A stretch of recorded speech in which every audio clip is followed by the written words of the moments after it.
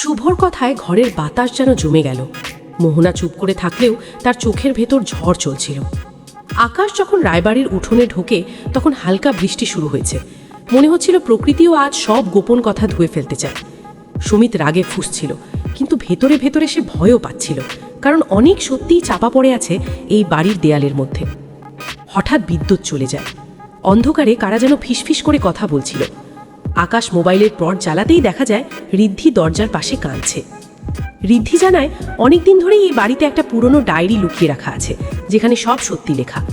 ডায়েরিটা নাকি আঙ্কেলের, যিনি সব জানতেন কিন্তু পরিবারের ভাঙনের ভয় চুপ ছিলেন। মোহনা ধীরে ধীরে সামনে এসে বলে, তোমরা সবাই ভাবছো আমি ভিকটিম, কিন্তু গল্পটা তত সহজ না।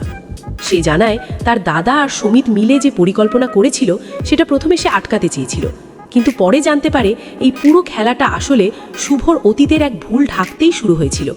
শুভ নাকি বহু বছর আগে এক বড় সিদ্ধান্ত নিয়ে আকাশের পরিবারকে বিপদে ফেলেছিল, আর সেই সুযোগেই অন্যরা চক্রান্ত করে।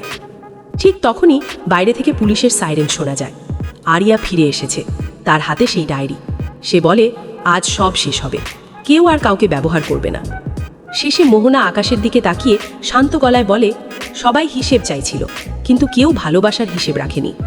আকাশ বুঝতে পারে প্রতিশোধের চেয়ে সত্যি আর সম্পর্ক বাঁচানো বড়, কিন্তু ডায়েরির শেষ পাতায় কি লেখা ছিল সেটা এখনো অজানা রয়ে যায়।